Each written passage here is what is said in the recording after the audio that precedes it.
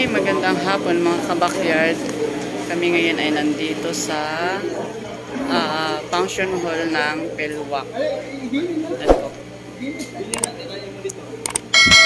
Magaganap ang aming Barangay Poblacion Strategic Planning and Workshop. Ayan. Ayan ang ating mga magigiting na kagawad. Adjust ko muna para makita sila. Ayan.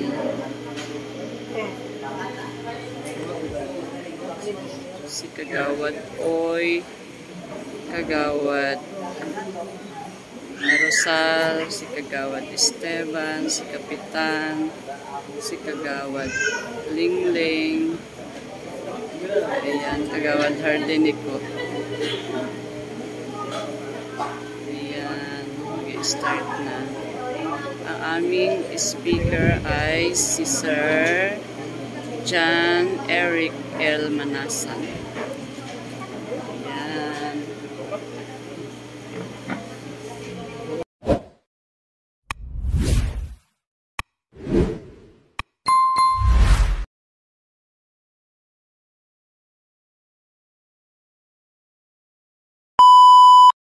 Ito kami pa rin ang magkasama. Ayan, magkasama ko sa sasakyan. Ayan sila, kaway-kaway.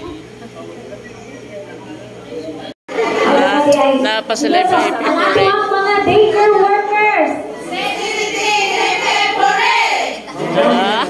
Dahil na nato ang mga athletes ko.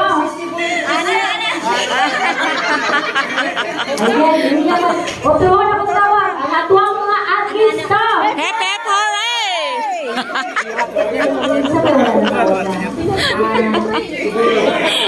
Ay, ang nato na yung mga kinakusgan, mga gwapa-gwapo mga group leaders. Wala pa.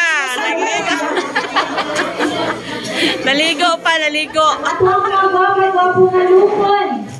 Wala ang chair. Ang chair, kaya ipag-isa mo yun. Nalitas lahat ng mga lupon. Patay dyan. Ayun, yung mga group leader diya, napita. Nabalay ko. Nasa Inday, imiteriyo lagi diya. Wala kayo na doon Inday karon. Okay, now, welcome to Barangay Poblacion Strategic Planning and Workshop. May hapon sa tanan, no? To formally start, may I request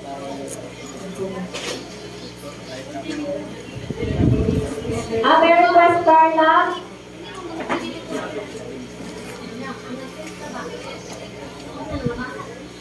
Okay, no, may I request everybody to please stand for an invocation. And please remain standing for the singing of national anthem, Kanang Kabanwa, and Valentin Citizen via multimedia presentation.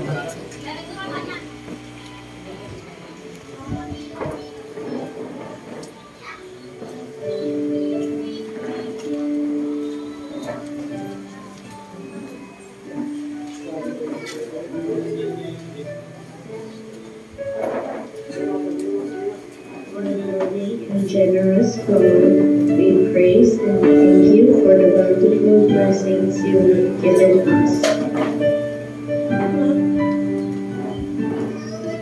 Thank you for giving us a mind that can know and a heart that can love.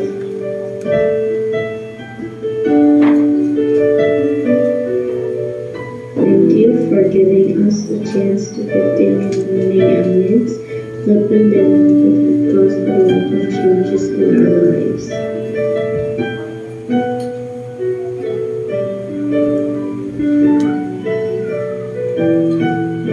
We are sorry for the times we have failed you. We humbly ask for your forgiveness.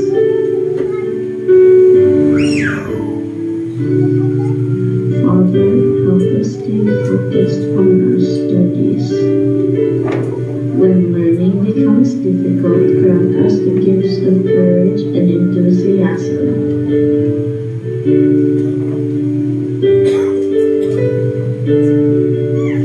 Grant us the grace to use our knowledge in making a difference into the lives of the people around us.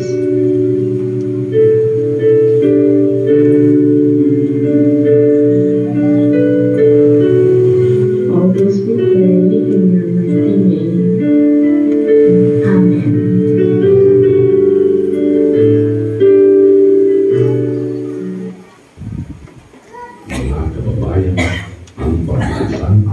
ng Pilipinas.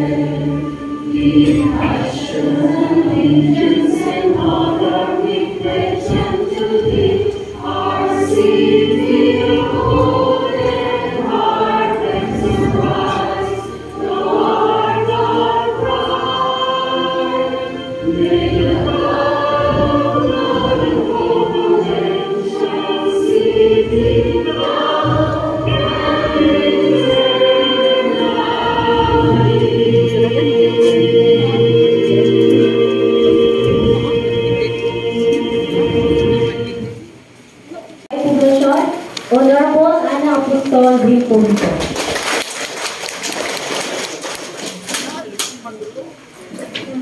May mga pagkira.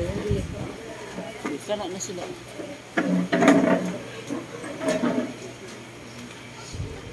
Hello.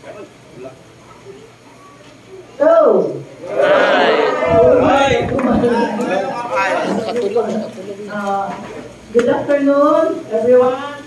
So, sa kainit sa atong biyahe, mapaspas man or mahina yung atong sakyan, basta kay importante na abot na rin. Yes, correct. Atong paspakan ng Ginoo. Anyway, atong pagkahot sa atong very supportive kaayo na our very own CLGO, our speaker for today's event sa atong barangay strategy planning and workshop, si Sir John Eric Manasan. Thank you kayo, sir, for your presence. Naunagin ka na mo, sir. Sorry kayo. Ang atong accommodation video, hindi ay pwede nga ilikabot na ito ma-accommodate ka. So, it took us for 2 o'clock na mag-wait pa doon sa kaya tama po. So, we welcome namo mong tanan sa barangay poblasyon sa atong mga functionaries, eventually man sa atong MC ganina. Of course, ako sa utruhon ako pag-mention, sir, ang atong mga atong barangay health center nga atong kinahusgan ng mga frontliners, atong mga midwives na ni-adjud karong adlaw sa atong one day affair sa atong mga uban nga mga board members, atong board leaders, atong BSW, BNS, BSI, utility drivers, sanitary crew, BNS, BSPO, just mention, atong mga BPAT responders, na birthday, ang mga council karon, thank you tayo for supporting us tanang ni Agusta as nagkaikusa kung nagkasilog taray. So, unsa man ang mga ginagmay nato mga kukulangon, I hope na inyo lang ma-update kung pagkuhan ninyo ang tanang. Di man yung perfect ang atong biyahe tanang, tungkol sa kadaghan nato. So, in behalf sa Barangay Council, sa Barangay Poblasyon, welcome mong tanan o minority. Salamat. Aside sa Marinas, kita karong napuna, anapon tayo makapunan, no? And at this point, to discuss topic 1, may call in from City Local Government Operations Officer, Sir John Eric L. Manasan.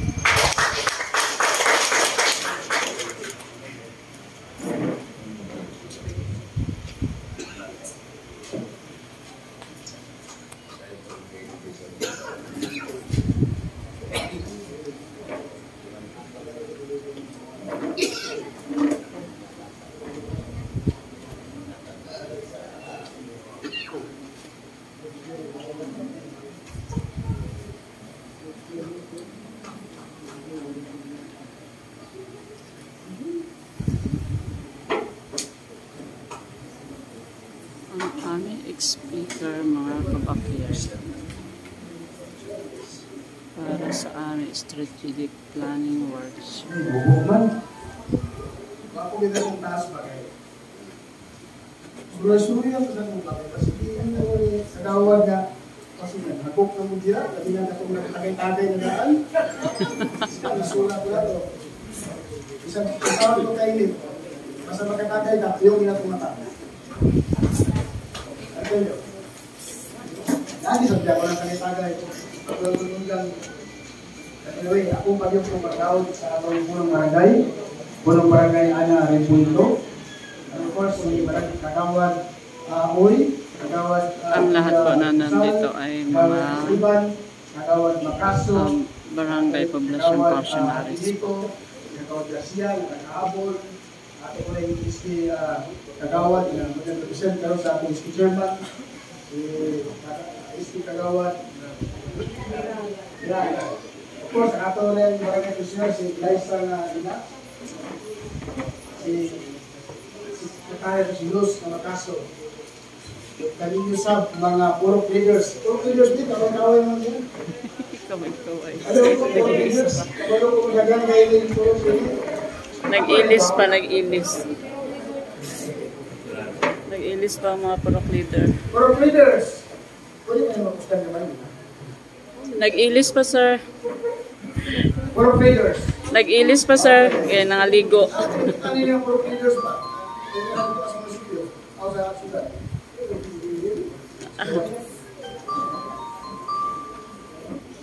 against the word. This, of course, it is not equal.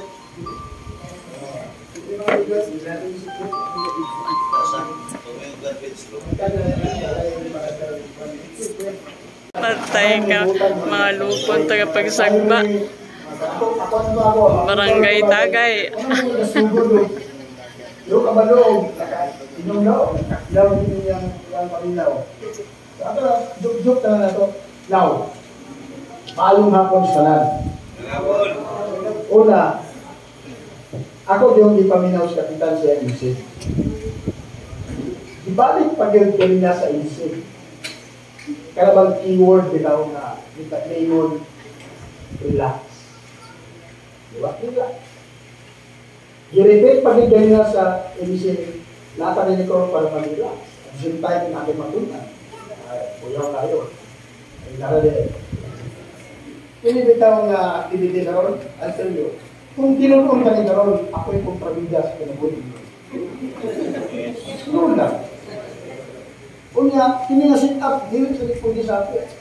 Ini? The word worship, ang uban naka-agwanta ni pataranta na. Unya, nanak ko na dunggan na medyo na rin, bigil rito. Ako pa yun. Kami na ba? Ang akong generalize na ko na kung saan itong posibleng mo. Because our activities pertains to strategic planning.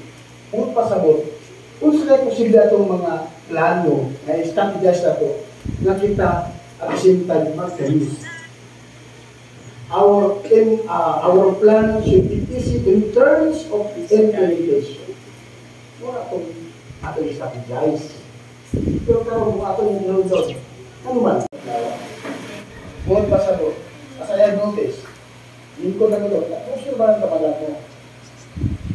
Your reactions, ang uban, sa ipamuhan, ang uban, busy, uban, ano? Diba?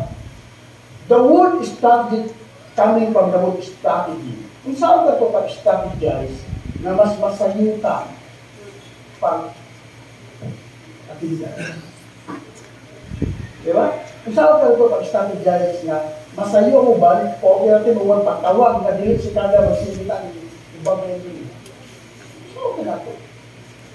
That's one way of what? Walay cooperation ng iyo. Diba? Now, before I start, ano ko gusto i-share ba? Usa sa siguro sa panahon na ako, ito sa buwan. Ano bang istorya dito na ang usap pa maestro, nagsulat sila. 9 times 1, 9 times 2, pag-abot sa 9 times 9, libutan sa maestro nga, 83. So, siyempre, pride kayo nga estudyante, nakatawa sila ko. Pero kapag ituyo ko sa maestro nga sila. Out of the correct, 9 correct answers, pag-abot ito nga sa iplan sa usap, nangatawa ang tanan. Yung maestro nga, what's fun? Gusto na yung fun? Sila katawa, huwag ka din tayo. Mga high school student ka pa, sa uliro tayo. So, grabe lang kansaw sa maestro. Kapag ginayon nga, yung maestro, yung bugok, yung lima. Katawa na po. Pero hindi ka doon maestro ka. The point is, what I'm trying to emphasize is that ang pagpamunot sa usa ka organisasyon sa nakuha ni mo ka binuhatag na maayo ang ikaw sinusikat ka lang daupan ka lang tao. Diba? Muna ko lang kita. Diba? Musikat ganit si Mayor nga dili madungagan ang PBB daupan si Mayor. Pero wala tanawa nga sa previous na pangatag sa PBB o sa capital na natag o allowance, dako ko sa compare karon tungod wala ang awa nila nag-PBB ay minus ang income, minus ang kinitaan. Pero sa inyo iba to sa mga barangay bisa. Why yung ilan nila ang decision karon? gamay kaayo ang gatag compare ng namin. Pero wala nila ang talawag ang consideration. Muna gusto na ito yung pasay sa inyo. Dapat, huwag anong come up ng tao-stop ng plano. Because, tugod kayo, gusto ka, na tanan na itong mga trabaho, regardless of what the position na inyong gawiran, na yung pilit ka man, mag-driver ka man, nganong gitagaan mo, gigastuhan mo sa government, sa barangay government for this purpose, because we have intent na kita, ano na kita yung harmonious relationship at the same time, our mga plans for the welfare of the locality, for the welfare of the community, matagaan siya o in our capacity, in your capacity as a member of the barangay government. Okay.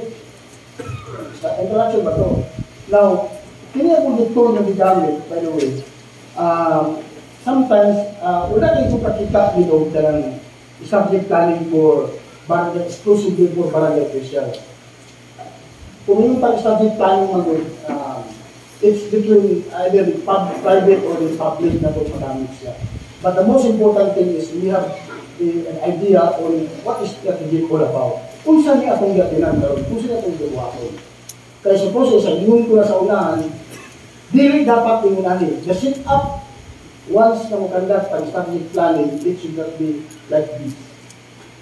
It should have a table siya for the workshop, sa akong imuhon, para di bakit na ito nga, kung saan magalit ako lang.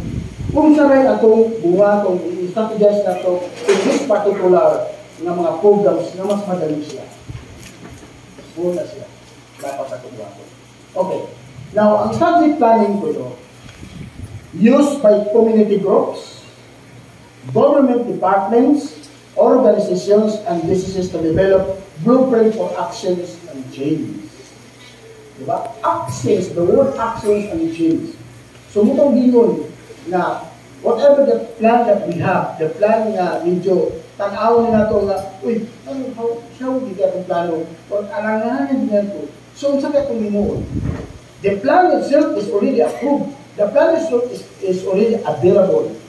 But the question is, in terms of implementation, is problema siya.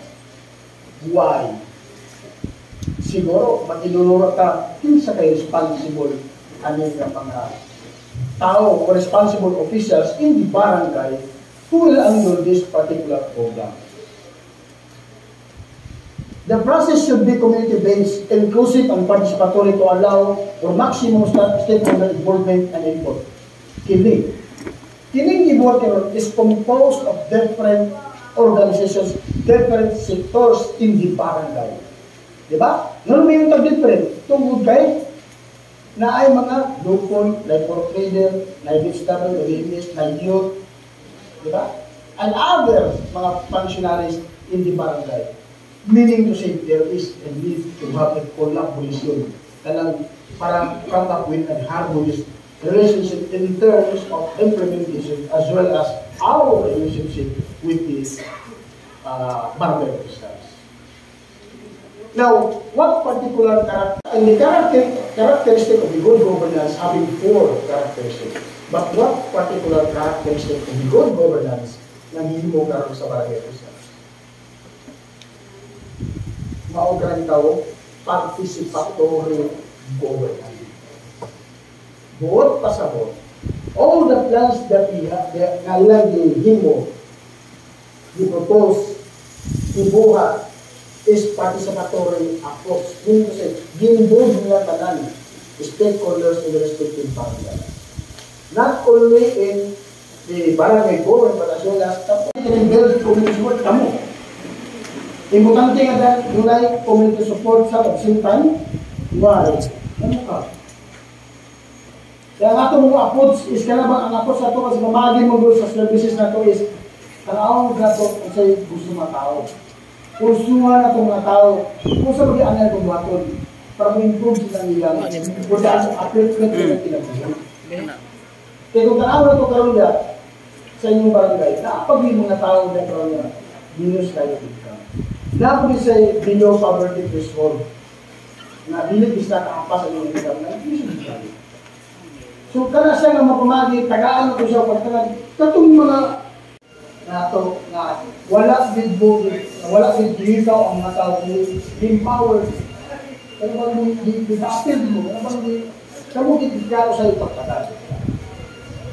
Then most followers would say about their leader that that's a powerful leader. Well, you just expose the fact that they are not a true leader. A true leader with followers will say the opposite, that person empowered me. That's a true leader. That person made groups, that's a true leader. But normally say the opposite of, or he's a powerful preacher, where did he make you one? That's the person.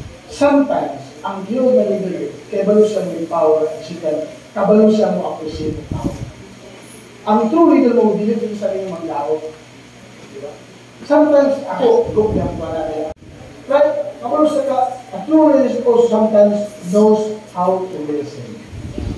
Ano niya ako listen? Kaya kung leader ka, dito na lang mga anak. Kung siya mong posibility ito na makatabang ko. So listen, magiging leader. So, with that my friends, so ano pang kana? Eh kung mautang mo karon, siyempre hindi nangyari sa sitwasyon. Di ba? Ay bala, hindi mautubag, asok pa ko. So with that, di na ako gusto bubaw na yung mga luna na nakakagawin sa agdahan at gusto kita ginalinaw. At least pilihan na ito karong oras.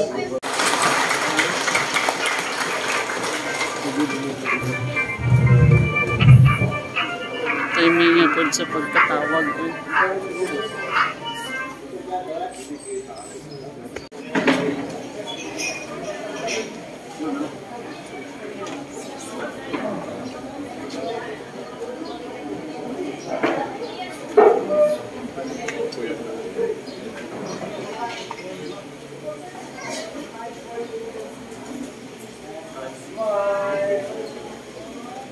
Ang ating mga butihing kagawad at kapitan ng barangay poblasyon. Ayan mga kabakyard, tapos na po ang ating strategic planning and workshop. Ayan. Ay, ito na may makita. Dili makita, mga puros ulo na lang ay makitaan. Dili makitaan. La.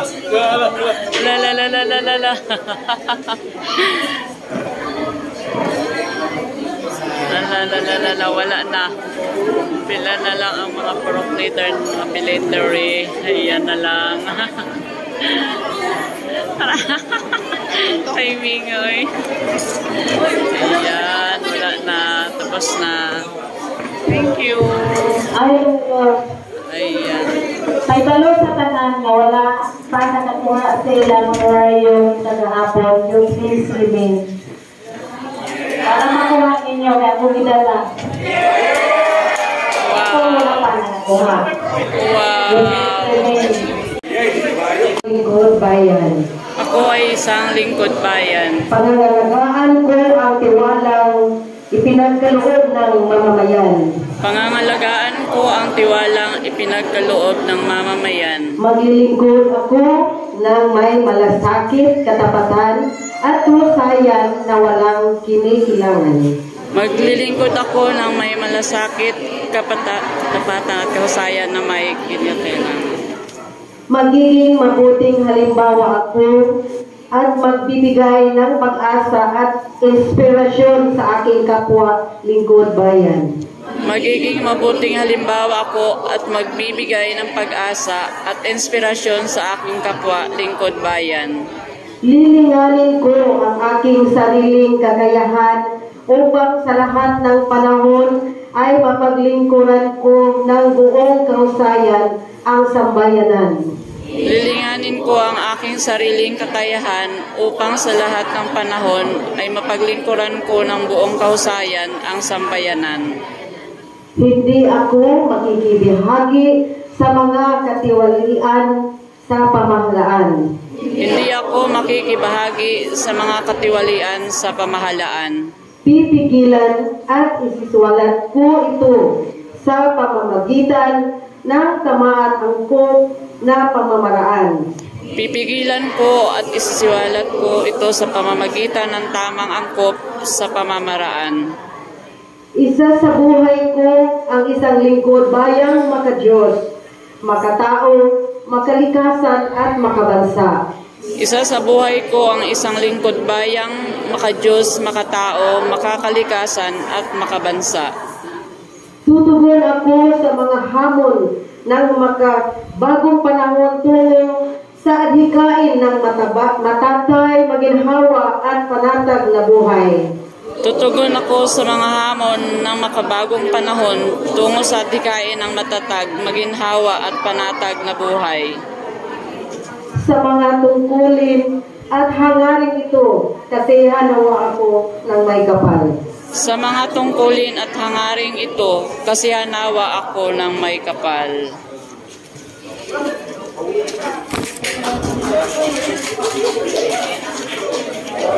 Okay, thank you rin. Sa katong announce ni Ma'am Lisa, sa katong wala pa kaswerte ng honorarium, pabilin daw ko